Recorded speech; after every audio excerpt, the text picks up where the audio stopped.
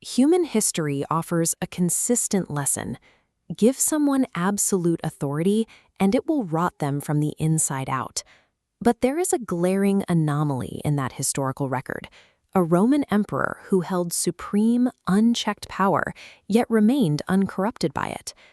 Chosen as a young man and groomed to rule the known world, his very first act upon taking the throne was to divide it. He voluntarily shared his authority with his adopted brother rather than hoarding it for himself. He governed a vast, deeply complex and violent empire, commanding massive military forces across multiple continents. A ruler's true strength is not measured by dominion over millions of citizens. It is measured by the ability to hold that much power without letting it devour their character. That character was immediately tested by a crisis that threatened to dismantle the empire itself, the Antonine Plague. Millions died. Bodies lined the streets, public panic set in, and Rome's economy completely collapsed under the weight of the pandemic. To keep the state functioning, Marcus Aurelius did something highly unusual. For 2 months, he turned the lawn of the imperial palace into a public marketplace. He systematically auctioned off his own possessions, the imperial jewels, silk robes, couches, and finery, using the proceeds to fund the struggling treasury. Instead of protecting his wealth while his citizens suffered, he took a direct cut to his own comfort. He absorbed the financial blow himself to put the public first. A leader cannot dictate the arrival of a deadly pandemic or an economic collapse, but they can choose to sacrifice their own standing to maintain stability for everyone else. The endurance required to navigate that level of external pressure was built daily, starting the moment he woke up.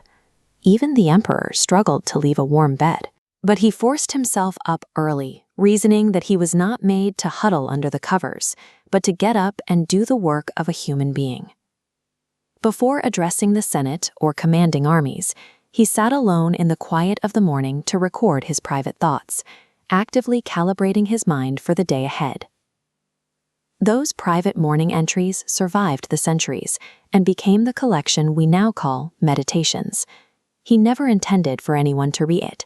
These pages were strictly a personal tool for self-correction, a way to untangle his thoughts and practice his philosophy in real time. Mastering the morning sets the tone for mastering the day. You cannot handle the noise and chaos of a collapsing empire without first establishing deliberate, quiet order within your own mind. This mental order relies entirely on separating what is within our power from what is not, a strict dichotomy of control. During the plague, Marcus found that clearing his schedule and stripping away his external responsibilities did not actually cure his stress. He realized that his stress didn't originate with the Senate, his family, or the pandemic. It was a product generated entirely within his own mind. Rather than trying to escape to a quieter location, he actively chose to discard the anxiety. Because it was an internal product, he had the absolute authority to simply let it go. Pointing the finger at external events guarantees a state of permanent frustration. True calm requires taking unapologetic ownership of your internal reactions.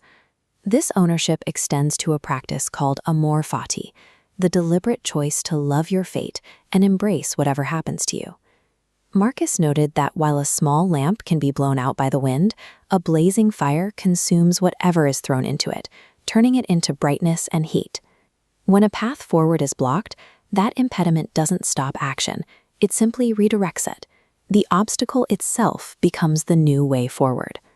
People will get in your way, doors will slam shut, projects will fail, and competitors will try to prevent your success. But they cannot stop you from practicing patience. They cannot prevent you from forgiving them, learning from the failure, and pivoting in a completely new direction. A person cannot become permanently stuck. As long as you retain the ability to choose your response, you can convert any barrier into forward momentum. Mastering this internal landscape directly dictates how a person operates in the external world. The Stoic rule is simple: apply strict discipline to your own habits, but offer deep tolerance for the mistakes and flaws of the people around you. To maintain this focus, Marcus filtered his actions with a single question: is this essential? Asking that question strips away the busy work. It cuts out the tasks we do simply out of habit or just because someone else demanded them. By aggressively cutting away the non-essential, you free up the time and energy to execute the remaining vital tasks with absolute precision. The point of this philosophy isn't to accumulate wealth or secure a legacy. It is to build good character and take concrete actions that benefit the common good. This entire framework is held together by one final urgent meditation: memento mori. Human life is fragile. Whether in an ancient Roman plague or a modern hospital, the reality is that your time will eventually expire. You could leave life right now. That single fact should dictate every choice you make, every word you speak, and every thought you allow in your head today. There is no guarantee of tomorrow. Deferring the diet, the novel, or the apology to some mythical future date is a risk you cannot afford. The information on how to live well is already in your hands. Taking the first step and executing the action is the only metric of success, and no one can stop you from taking it. Because time is finite and external chaos is guaranteed, the only logical choice is to seize control of your mind, right now.